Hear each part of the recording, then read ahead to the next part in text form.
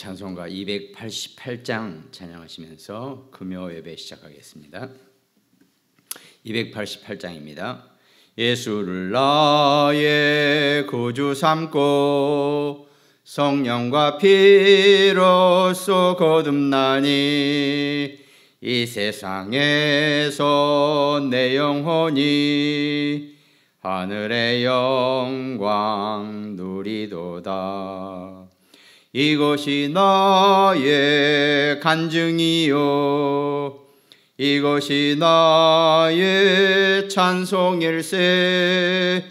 나 사는 동안 끊임없이 구주를 찬송하리로다.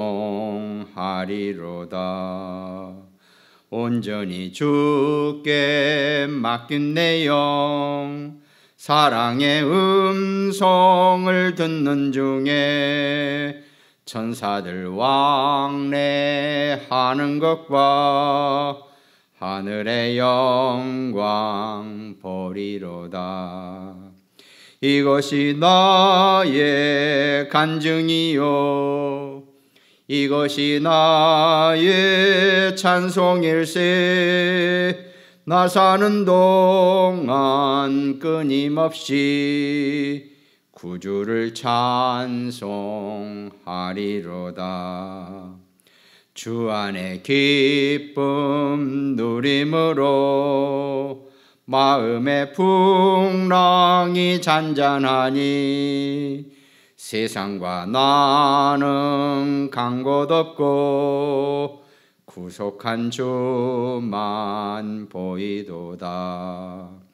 이것이 나의 간증이요 이것이 나의 찬송일세.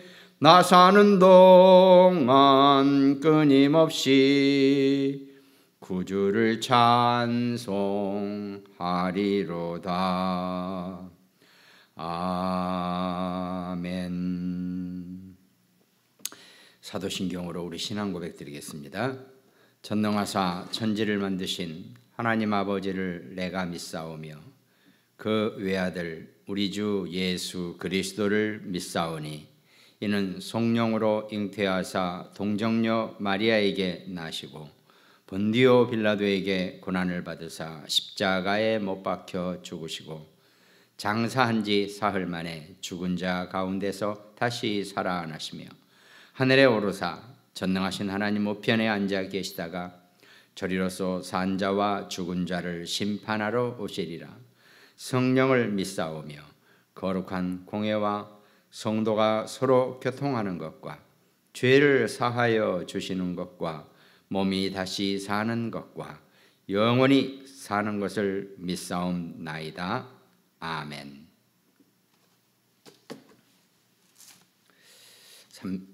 찬송가 304장 우리 한 장 더 합니다. 찬송가 304장입니다. 그 크신 하나님의 사랑 말로 다 형용 못하네. 저 높고 높은 별을 넘어 이 낮고 낮은 땅 위에 죄범한 영혼 구하려 그 아들 보내사 화목제물 삼으시고 죄 용서하셨네. 하나님 크신 사랑은 측량다 못하네. 영원히 변치 않는 사랑 성도여 찬양하세. 괴로운 시절 지나가고 땅 위에 영화세 할 때 주 믿지 않던 영혼들은 큰 소리 외쳐 울어도 주 믿는 성도들에게 큰 사랑 베푸사 우리의 죄 사했으니 그네 잊을까.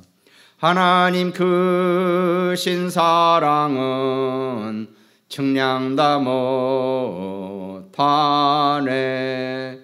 영원히 변치 않는 사랑 성도여 찬양하세. 하늘을 두루마리 삼고 바다를 먹물 삼아도 한없는 하나님의 사랑 다 기록할 수 없겠네. 하나님의 크신 사랑 그 어찌 닿았을까. 저 하늘 높이 쌓아도 채우지 못하리. 하나님 크신 사랑은 측량다 못하네. 영원히 변치 않는 사랑 성도여 찬양하세. 아멘. 오늘 말씀은 요한복음 3장 22절에서 30절까지 말씀입니다. 요한복음 3장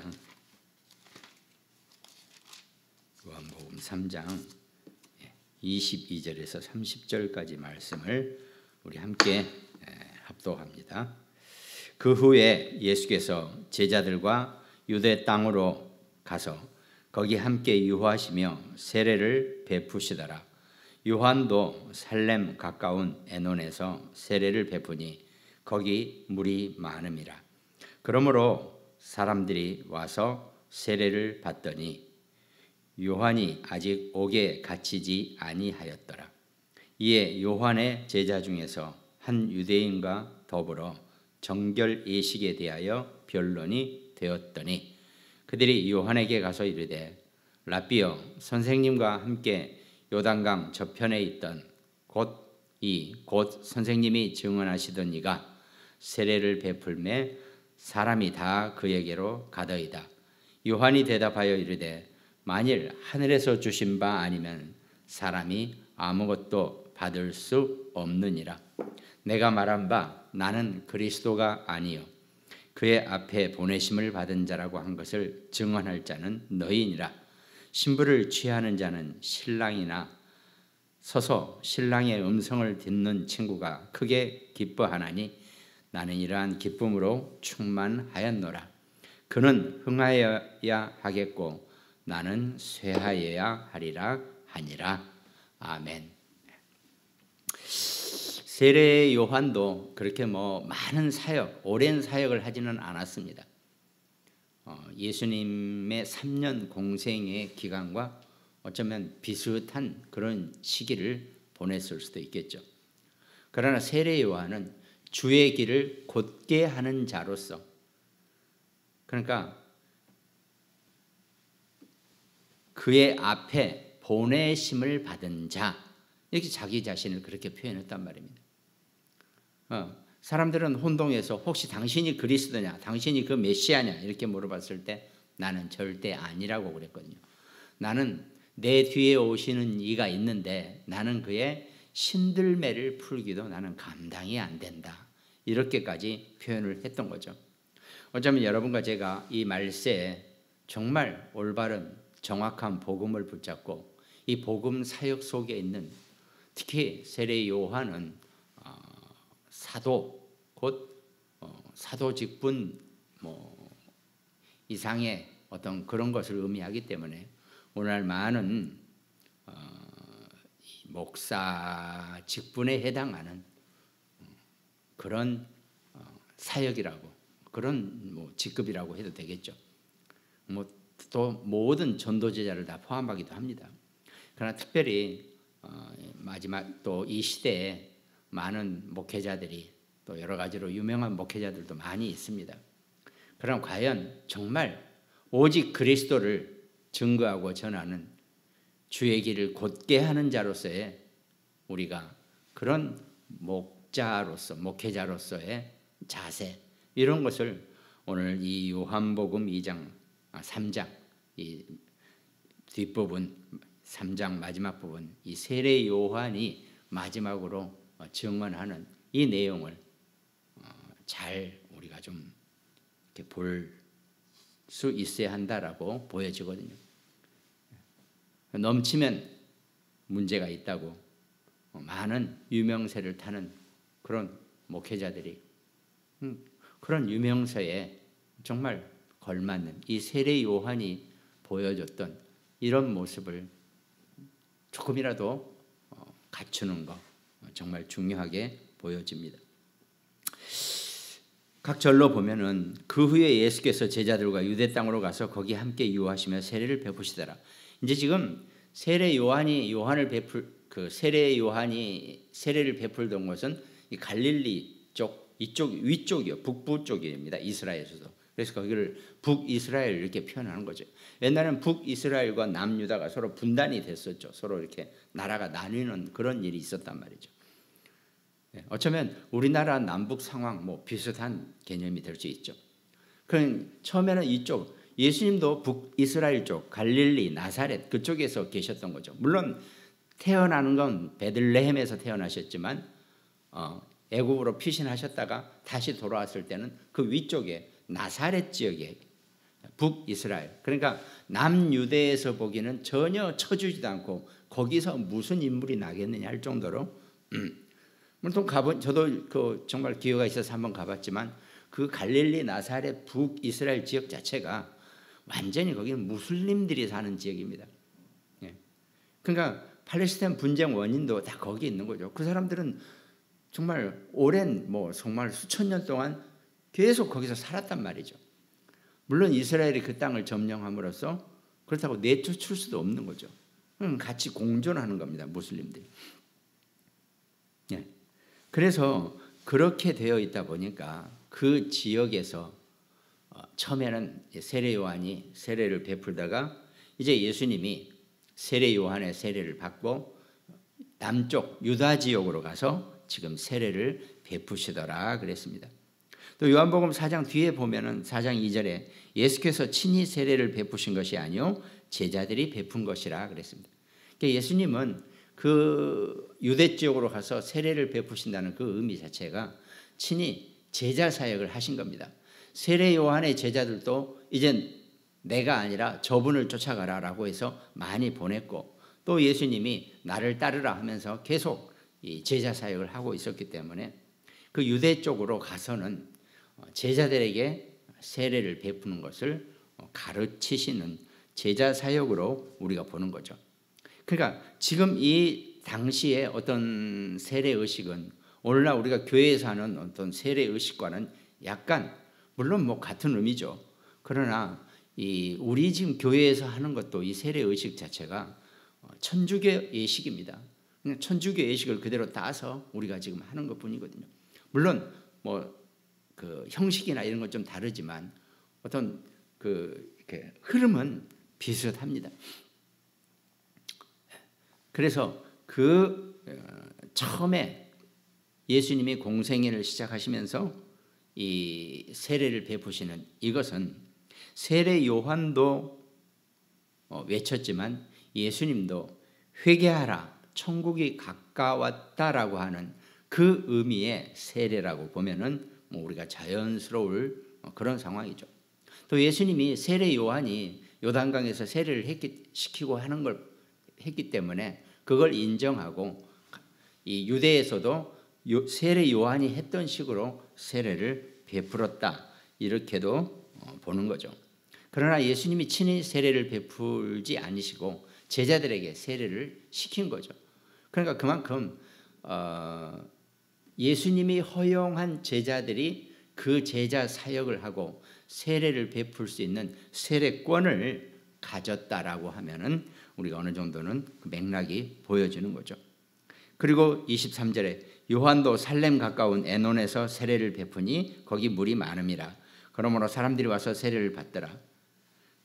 24절에 요한이 아직 옥에 갇히지 아니하였더라. 이때까지는 아직 요한이 지금 옥에 갇히지 않습니다. 그런 상황이었죠.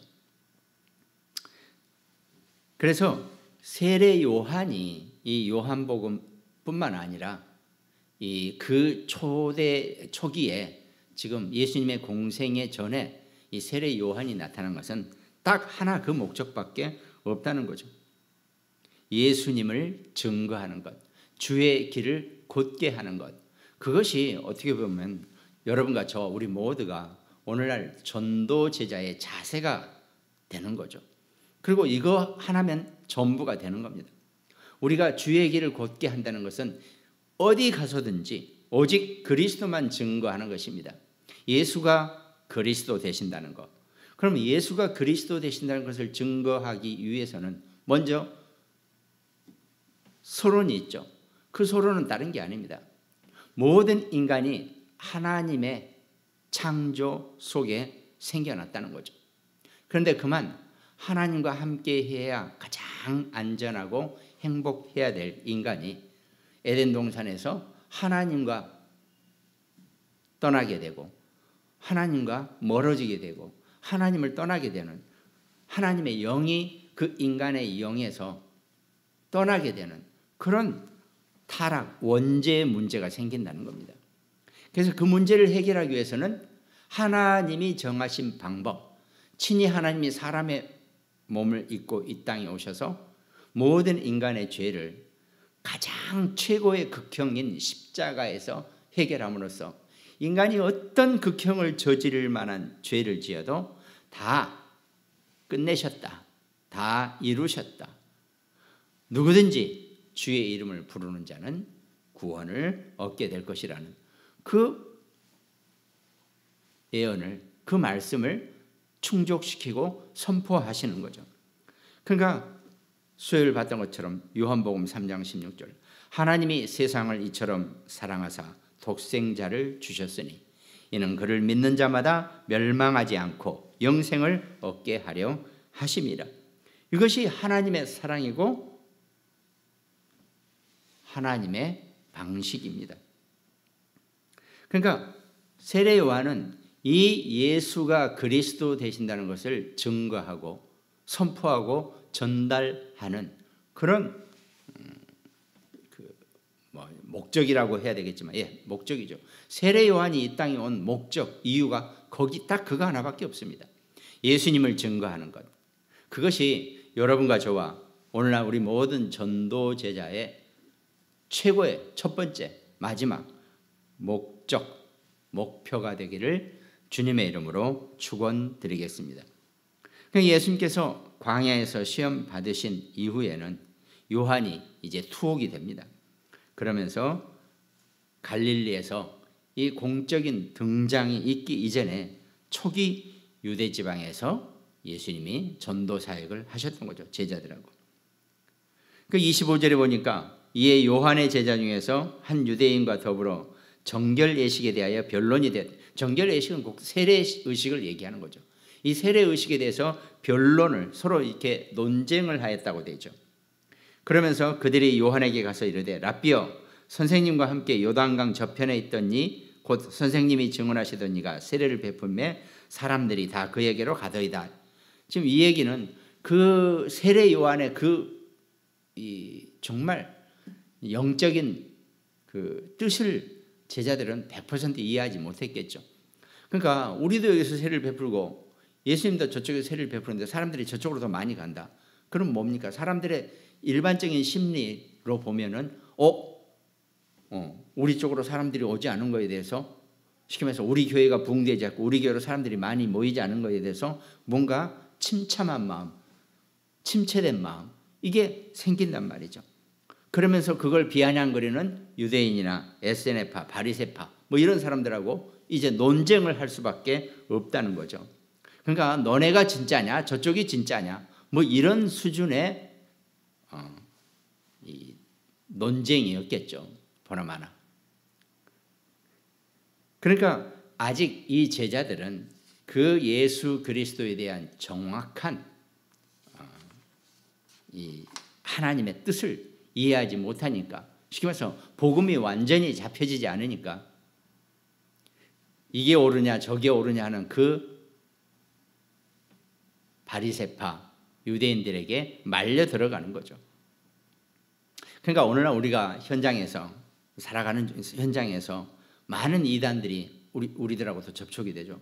저도 뭐 당장 이 평생역 앞으로 걸어가기만 해도 뭐 싹 누가 나타나가지고는 참 복 있게 생기셨습니다. 이렇게 하면서 말을 건단 말이죠. 어떻게 알았냐고. 나 복 많다고. 이렇게 얘기하죠. 뭐 그들은 더 얘기할 게 없어요. 왜? 그들과 우리는 논쟁할 거리가 없습니다. 차원이 달라요. 그들은 아래 것을 논쟁하고 있고 우리는 위의 것을 보는 사람들이기 때문에 같이 인간의 말로 서로 언쟁을 하면 하나도 하나님 앞에 기뻐하실 만한 그런 결론을 낼 수가 없습니다. 오히려 그런 논쟁을 하고 있으면요, 사단이 기뻐합니다. 그만큼 우리를 혼란스럽게 만들어 놨기 때문에 그냥 논쟁할 필요도 없어요. 그냥 그렇게만 하고 이제 가면 되는 거죠. 그거를 우리가 볼 수 있어야 한다는 거죠. 그래서 요한은 그런 제자들의 논쟁에 대답하여 이르되 27절에 그렇게 대답하죠. 만일 하늘에서 주신 바 아니면 사람이 아무것도 받을 수 없느니라 그랬습니다. 그러니까 하늘에서 주신 바 아니면 나도 마찬가지고 너도 마찬가지고 모든 인간이 하늘에서 주지 않으면 아무것도 받을 것이 없다라고 그렇게 설명을 합니다. 내는 그러니까 이런 거죠. 나는 지금 저 예수님이 이 땅에 오실 때 회개하라 천국이 가까웠다. 곧 성육신의 그리스도 하나님이 이 땅에 오셨다. 이 얘기를 전달하는 자일 뿐이지 그 이상도 그 이하도 아니라는 것. 하늘에서 주신 바 아니면 사람이 아무것도 받을 수 없다. 이렇게 확실하게 표현을 하는 거죠. 그러니까 하늘이 주신 거라면은 예수님도 마찬가지고 세례 요한도 딱 그 직분만큼입니다. 여러분과 저도 하늘에서 주신 그 허용된 직분과 그 사역만큼 우리가 일을 하는 것. 주어진 사역도 다 못하고 이 땅을 간다? 그건 너무 억울한 일이 되겠죠. 그게 아니라 하늘에서 주신 사역만큼 정말 내가 이 땅에서 하나님 그 사역을 온전하게 마치고 갈 수 있도록 하나님 축복하여 주시옵소서. 이렇게 우리가 기도해야 된다는 겁니다. 그러니까 세례 요한은 갈수록 높아가는 예수님의 명성에 추호도 조금도 이렇게 부족해하거나 안타까워할 이유가 없었다는 겁니다. 그러면서 28절에 내가 말한 바 나는 그리스도가 아니요 그의 앞에 보내심을 받은 자라고 한 것을 증언할 자는 너희니라. 오히려 제자들에게 도대체 어느 쪽이 맞습니까? 우리가 저쪽이 맞습니까? 이렇게 했을 때 나는 28절에 그리스도가 아니요 나는 메시아가 아니다. 그 메시아 앞에 보내심을 받은 자라고 할 것을 너희들이 증언해 줘야 된다. 이렇게 정확하게 표현을 합니다. 그러면서 29절에 신부를 취하는 자는 신랑이나 서서 신랑의 음성을 듣는 친구가 크게 기뻐하나니 그랬습니다. 결혼식에 신부를 취할 수 있는 자는 오직 신랑밖에 없습니다. 그 신랑의 친구들이 신부를 취하는 건 절대 있을 수 없는 일입니다. 그러니까 요한은 예수님은 신랑이시고 구원받을 많은 하나님의 자녀 백성들은 신부들인데 나는 그 옆에 서서 신랑의 음성을 듣는 자다. 나는 그걸로 대만족이다. 나는 이러한 기쁨으로 충만하였노라. 이렇게 설명을 한단 말이죠. 그래서 성경에서는 예수님을 그리스도를 신부로 이렇게 표현하는 그런 구절이 많이 있죠. 이사야서 54장 5절에 보니까 이는 너를 지으신 이가 네 남편이시라. 그의 이름은 만군의 여호와이시며 네 구속자는 이스라엘의 거룩한 이시라. 그는 온 땅의 하나님이라 일컬음을 받으실 것이라 그랬습니다. 또 계시록 19장 7절에 보니까 우리가 즐거워하고 크게 기뻐하며 그에게 영광을 돌리세. 어린 양의 혼인 계약이 이르렀고 그의 아내가 자신을 준비하였으므로. 그러니까 신랑과 신부, 그리스도와 구원받을 하나님의 자녀와의 관계 속에서 나는 그 신랑의 친구 역할이다. 이렇게 세례 요한이 강조하고 자신의 위치를 확실하게 보여주는 겁니다. 애매하게 내가 그리스도는 아닌데 그리스도 비슷하게 이렇게도 아니고, 나는 그리스도가 아니고 신랑 옆에 서서 신랑의 말을 서서 경청하는, 그것도 앉아서 경청하는 것이 아니라 서서 경청하고 기뻐하는 자, 이렇게 요한이 자기 자신을 분명히 얘기하는 거죠. 우리가 신앙생활하면서 우리 자신이 어떤 상태에 있고 어떤 자세에 있고 어떤 모습이 있어야 되는지 우리가 확고히 분명히 해야 될 그런 말씀의 내용이라고 해도 전혀 다르지 않겠죠. 그러니까 결혼잔치 속에서 할 때는 신랑을 인도하고 또 그 결혼식을 이렇게 나름 주관도 하고 이렇게 그 순서를 맡기도 하는 그 친구의 역할이 아주 중요하죠. 모세도 이스라엘 백성들을 하나님 앞에 이끄는 그 장면에서 모세가 그 결혼식에서 신랑의 친구 역할을 하는 모습이 출애굽기 19장 17절에 보이죠. 모세가 하나님을 맞으려고 백성을 거느리고 진에서 나오매 그들이 산 길슬게 서 있는데, 그러니까 모세가 이스라엘 백성들을 지금 이끌고 하나님의 산으로 지금 데리고 가고 있는 겁니다. 왜? 신랑이신 하나님과 신부인 이스라엘 백성을 만나게 해주려고 이끌어가는 거죠. 지금 그런 역할을 한단 말이죠. 그러니까 성경에 많은 영웅들이 이 세례 요한과 같은 그리스도 앞에 그 신부들, 구원받을 하나님의 자녀 백성들을 이끌어가는 장면들이 많이 나온다는 거죠. 고린도 후서 11장 2절에 내가 하나님의 열심으로 너희를 위하여 열심을 내노니 내가 너희를 정결한 처녀로 한 남편인 그리스도께 드리려고 중매함이로다. 이렇게 바울은 설명을 했습니다. 그러니까 서서 신랑의 음성을 들을 만큼 앉아서 듣는 게 아니라 이 서서 신랑의 음성을 듣는다는 그 자세 자체가 이 세례 요한의 모습을 제대로 보여주는 거죠. 그러면서 나는 이러한 기쁨으로 충만하였노라 그랬습니다. 충만이라는 것은 물의 컵이 끝까지 꽉 차는 그런 어떤 건 동사 형태로 표현되고 있습니다. 그러니까 더 들어 부을 데가 없이 가득 찬 그 기쁨의 상태를 의미한다는 거죠. 그러니까 더 이상 기쁨에 대해서는 세례 요한은 더 나는 요구할 것도 없고 원할 것도 없고 정말 받아낼 것도 없다는, 나는 완전히 정말 사람들 말고 끝까지 찼다, 이런 표현을 한다는 거죠. 세례 요한의 기쁨은 오직 이 기쁨밖에 없다는 거죠. 주의 길을 곧게 하는 자, 그리스도가 오기 전에 보내심을 받아서 그 그리스도를 증거하고 그 그리스도를 소개하는 역할, 이것이 세례 요한의 인생이라는 겁니다. 그러니까 어쩌면 그 인생이 거기까지였기 때문에 그 뒤로 이제 그 옥에 갇혀서 황제의 이스라엘 왕의 분봉 왕의 그 비리를 얘기하는 그런 것 때문에 옥에 갇혀서 이제 죽게 되는 거죠.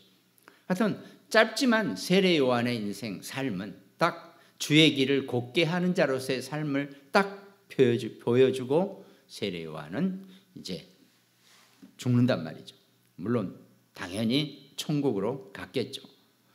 어쩌면 그게 여러분과 우리가 전도 제자의 사역으로 이 땅을 살면서 빨리 죽자 이 얘기가 아니라 정말 주의 길을 곧게 하는 자로서의 사명을 우리가 다하기만 하면 하나님은 우리의 삶을, 우리 인생을, 우리 신앙생활을 정말 최고로 기뻐하실 줄 믿습니다. 그러면서 요한복음 3장 30절 그는 흥하여야 하겠고 나는 쇠하여야 하리라 하니라. 이 말이, 이 성경 구조는 정말 요한복음 3장 30절 그는 흥하여야 하겠고 나는 쇠하여야 하리라 하니라. 물론 예수님이 하나님이시기 때문에 감히 세례 요한은 인간입니다. 빗대서 할 어떤 그런 처지도 아니겠죠. 그러나 세례 요한이 그 당시에 아직 사람들이 그리스도에 대한 메시아에 대한 확신성, 확고성도 없고 아직 이 예수님이 십자가에 못 박혀 죽으시기 전이었기 때문에 자신을 적당히 올려서 뭘 어떻게 해보려고 하는 거나 이게 전혀 없네. 그는 흥하여야 하고 나는 쇠하여야 하라. 이 비슷한 표현이 뭡니까? 나는 그의 신들매를 풀기도 감당하지 못할 것이다. 이렇게 표현한 거. 세례 요한은 그야말로 극존칭으로 예수님을 높이고 자기 자신은 완전히 땅 바닥에 그 밑바닥으로 자기 자신을 표현하는 것. 어쩌면 여러분과 제가 신앙생활 속에서 전도 생활 속에서 우리가 그리스도를 표현하고 그리스도를 전달할 때 우리의 가진 조금 어떤 거라도 올려놓고 하면은 그 전도 사역이 쉽지 않다는 거. 어쩌면 우리가 여기서 볼 수 있겠죠. 나는 완전히 쇠하여야 하고 오직 그리스도만 흥하여야 하리라. 이럴 때 하나님의 큰 성령 사역의 역사가 분명히 배가 되고 정말 승강되는 그런 역사가 분명히 있을 것입니다. 이 한마디가 사실은 또 세례 요한의 정말 인간으로서 전도 제자로서의 그 위대성을 보여지는 거죠. 물론 예수님은 흥해야 되죠. 그러나 나는 조금만 덜 흥하면 된다. 이런 수준으로 살아가는 전도 사역자들이 얼마나 이 땅에 많이 있습니다. 그렇기 때문에 우리가 정말 철저하게 그는 흥하고 나는 완전히 쇠하여야 할 것이다. 이렇게 표현하는 그런 전도 제자의 그 모습을 우리가 가지고 가는 것. 이게 세례 요한이 우리에게 주는 메시지가 분명히 될 것입니다.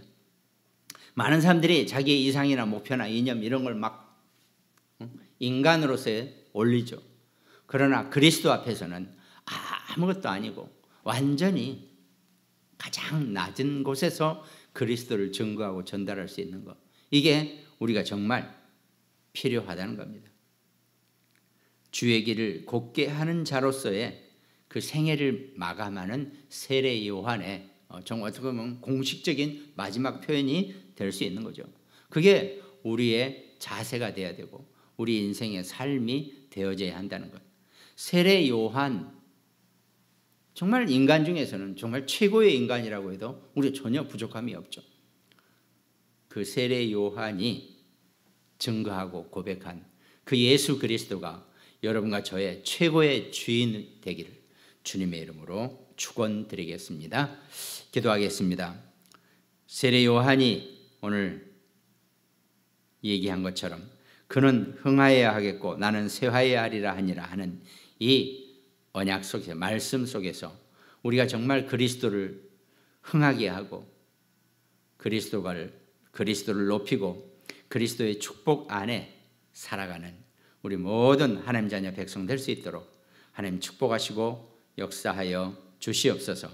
온전하게 하나님 나라의 영광의 증언자로 주의 길을 곧게 하는 자로 그리스도를 위해서 하나님이 보내신 자로 우리 인생이 살아가게 되기를 원합니다.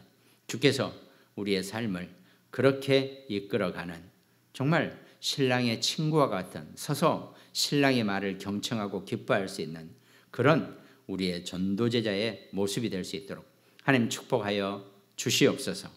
감사를 드리옵고 우리를 구원하신 예수 그리스도 이름으로 기도드립니다.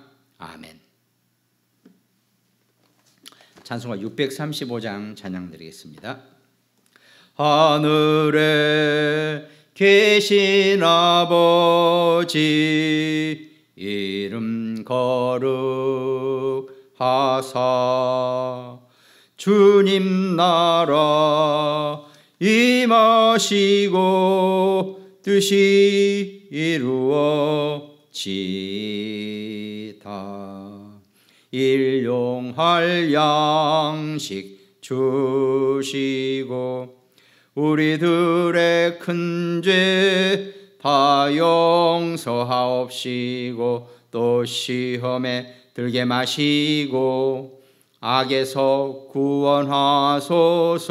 되게 주의 나라 주의 권세 주의 영광 영원히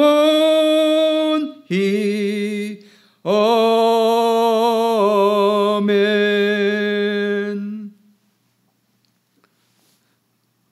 지금은 우리를 구원하신 예수 그리스도의 놀라우신 은혜와 성부 아버지의 무한하신 사랑과 성령님의 내주 인도 역사 교통 충만하심이 오늘 그리스도가 우리의 주인이 되시고 그리스도의 오심을 증거하고 곧게 하는 자로서의 사명을 가질 모든 임마누엘 중부교회 성도들 개인과 가정과 가문과 그 학업과 사역과 산업과 직업 위에 지금으로부터 영원토록 항상 함께 계실지어다.